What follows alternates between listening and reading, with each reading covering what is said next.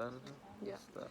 Okay, so we chose this topic because we feel like it still has impact on the world today, especially since the tactics used here and the weapons had great impact on how Britain decided to fight World War One.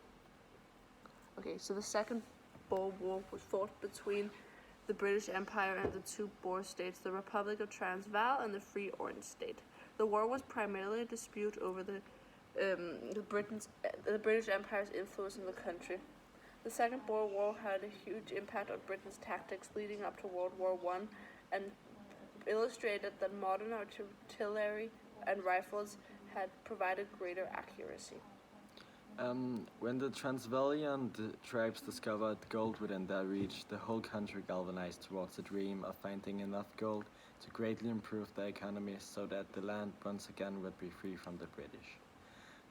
The British recognized the Transvaalian, the Boers, as a threat and of their survival in South Africa and responded with a raid in Transvaal. However, an unexpected armed defense led to the raid failing.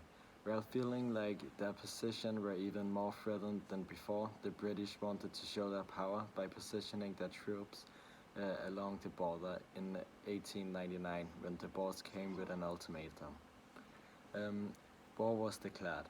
The Second War of Independence was fought from October 11th, 1899 to May 31st, 1902. The war remains the most destructive modern armed conflict in the history of South Africa, and had a big impact on the way that the 20th century in South Africa was shaped. This was a defining factor for the British Empire's position in the world, and over 28,000 soldiers from both sides and over 46,000 civilians died, including 26,000 Boers in concentration camps and over 20,000 Africans of the 150,000 interned in separate concentration camps. The British Empire had such huge numbers and technical advantages that the Boers were forced to give up a clean fight and had to retreat into a way of guerrilla warfare. The guerrilla warfare is not a regular kind of warfare. The guerrilla warfare is based upon dirty tricks such as sabotage, ambushes, raids, petty warfare, and hit-and-run tactics. But even though the Boers did not exactly endurance a clean way of war, they gained a huge advantage by arming and using anyone who wanted to take part in the war, making them highly mobile. For the British, that meant that anywhere they went within Boer grounds, they could get attacked or ambushed.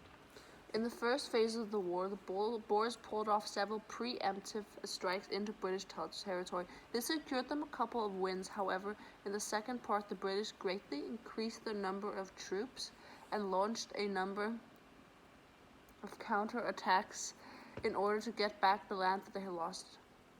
This was highly successful, and by June of the 1900s, they had captured the capital of Transvaal, Pretoria. The conflict could have ended now. However, the Boers' resilience created a third and final phase of the war. This lasted 2 years. The Boers fought a guerrilla war while the Brits resorted to cruel tactics such as destroying Boer farms and moving civilians into brutally run concentration camps. Finally, the conflict ended with the Boers surrendered on Saturday, May 31st, 1902, agreeing to the terms of a treaty. We believe that this war could have been avoided if the British Empire came into South Africa with a constructive mindset that wanted to work with the inhabitants of South Africa instead of wanting primary control. So, in conclusion, we think that the war could have been easily prevented by coming to somewhat reasonable terms within the early years of the colonization. Yes.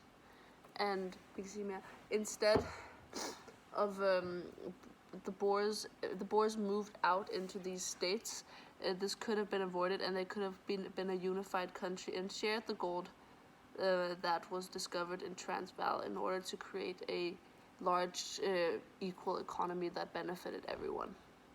But for some reason, they thought that war was the best way out of the conflict, and we just don't agree with that.